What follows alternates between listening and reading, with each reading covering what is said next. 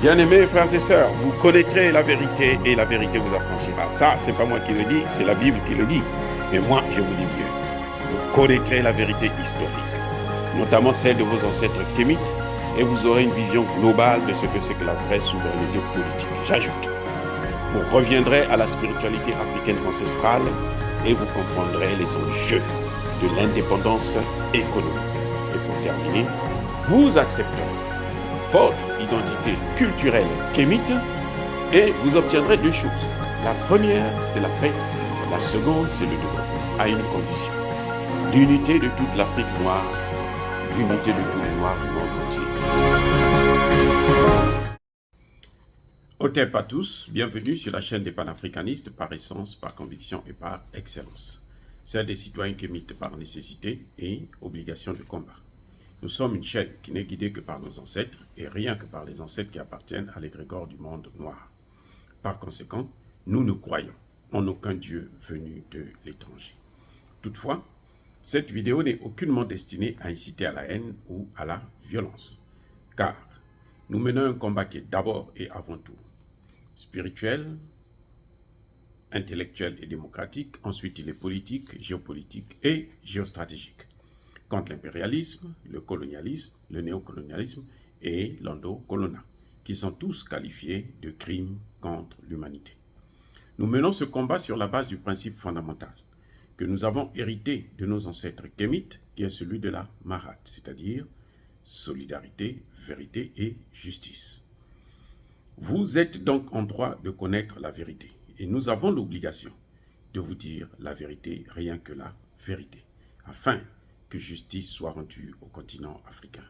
Et ça, c'est notre modeste contribution dans cette noble lutte en faveur de la souveraineté, la dignité, la solidarité et l'unité africaine. C'est exactement ça que nous appelons le panafricanisme. Bien-aimés frères et sœurs,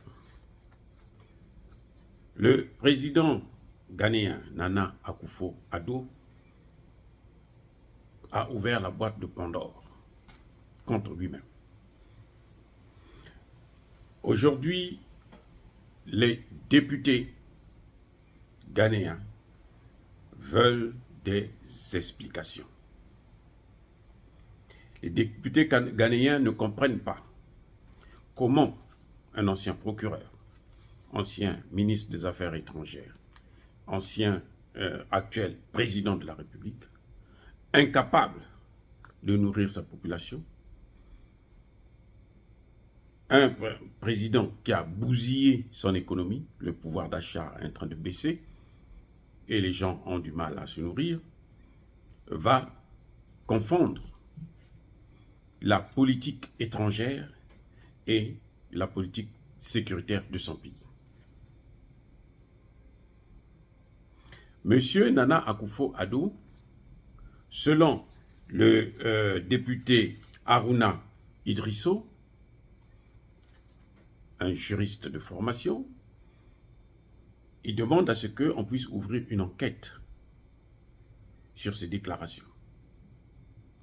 Et ce qui m'a plus étonné, en bien entendu, c'est que le député se dit, mais attends, ce sont des déclarations imprudentes, irresponsables et non professionnelles.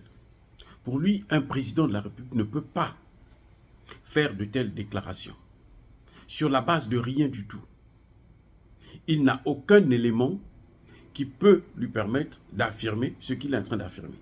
Parce que ça se passe où? Ça se passe au Burkina Faso. Ça ne se passe pas au Ghana. Et vous savez que dit le député? Il dit, mais le président Akufo n'arrive pas à contrôler ses impulsions. Qu'est-ce que ça veut dire ne pas contrôler ses impulsions? C'est une forme de folie. Eh oui, sur le plan diplomatique, c'est une forme de folie. Nana Akufo a tellement de problèmes aujourd'hui Le Ghana a la corde au cou.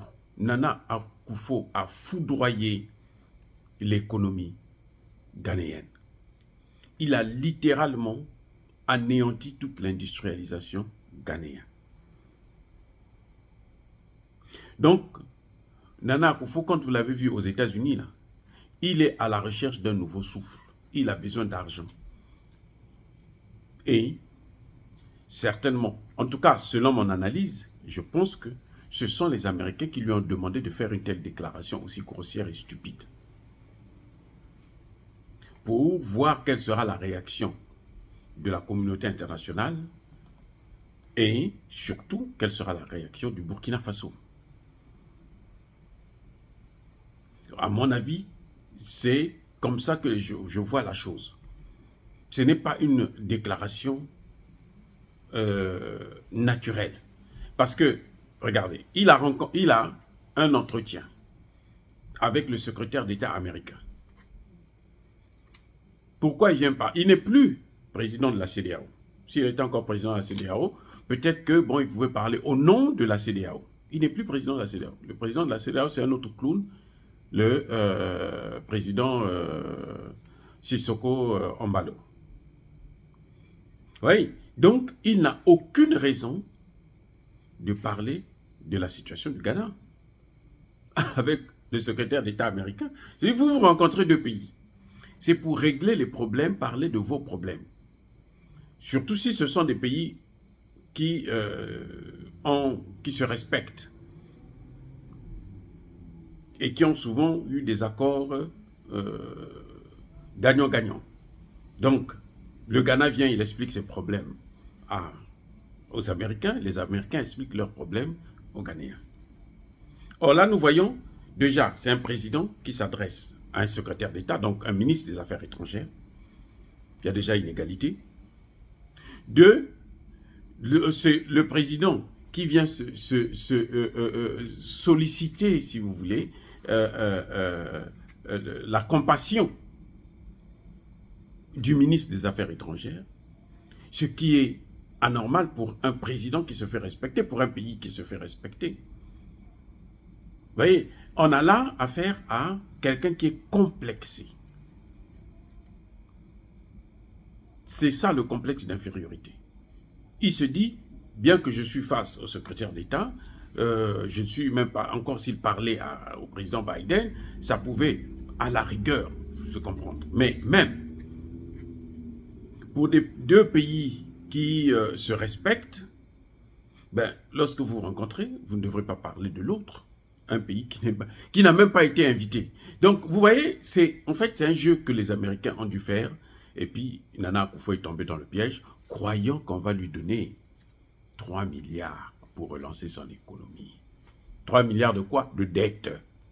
Et où? Au FMI. Voilà le vrai problème. Voilà la vraie raison qui a fait que Nana Akufo puisse s'affoler comme ça, débiter des délires, hein, qui délire comme ça, comme une sardine. Eh oui, ça se passe au Burkina Faso. Où est son problème? Où est son problème? Tu ne peux pas avoir un entretien avec un homologue, un État ami, pour aller parler d'un autre État. C'est dit que c'est tellement scandaleux. Et c'est pour ça que les parlementaires ghanéens eux-mêmes ont décidé comment dirais-je, d'ouvrir une enquête pour savoir exactement qu'est-ce qui s'est passé, pourquoi le président est venu raconter de telles choses qui ne lui regardent même pas. En fait, ça ne lui regarde pas du tout, du tout, du tout, du tout. Vous voyez, voulant toujours faire du mal aux autres pour tirer des petits profits, hein, parce que les 3 milliards qu'il demande là, qu'il cherche, c'est une dette qui va payer. Ce n'est pas lui, il ne sera plus là. C'est les générations futures. Mais entre-temps, lui, il aura pris dans les 3 milliards, il aura pris peut-être 500 millions qu'il va mettre dans sa poche. C'est quelqu'un qui est avide d'argent.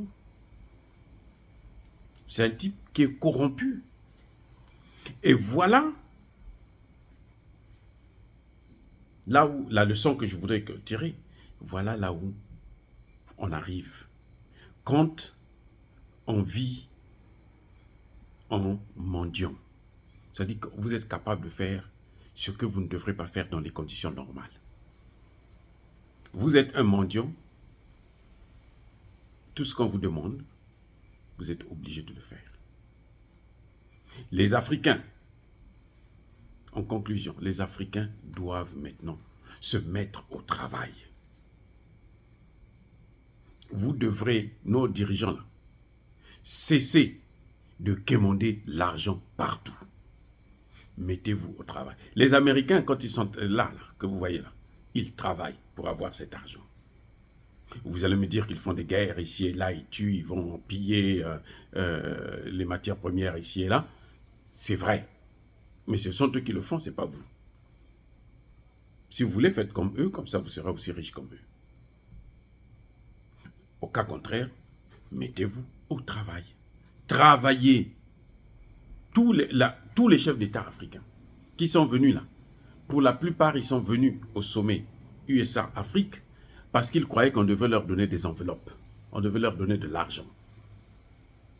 C'est tout. C'est ça qui les a motivés parce qu'ils croyaient avoir de l'argent. Ils sont repartis là avec des mots. Alors que Zelensky, à lui seul, il repart avec 45 milliards de dollars. Zelensky, il est venu là cette semaine. Il repart avec 45 milliards de dollars. Et tous les 49 États là, ils sont repartis avec des promesses qui ne seront même pas tenues. Parce que les premières promesses qui datent depuis 2014 avec Barack Obama n'ont pas été tenues. Donc celles-ci, il ne faut pas se leurrer, elles ne vont pas être tenues. Ce n'est pas la peine de continuer à vivre comme des simples mendiants. Nous devrons nous mettre au travail. À bout, à bien. Alors, bien-aimés frères et sœurs, je persiste et je signe. Soyez bénis par le Dieu des Kémites et que ceux qui persécutent le continent africain, ceux qui le détruisent, le déstabilisent, puissent être punis, qu'ils soient noirs ou blancs, par le Dieu des Kémites et par nos ancêtres angélisés. J'ai dit, et comme d'habitude, j'assume.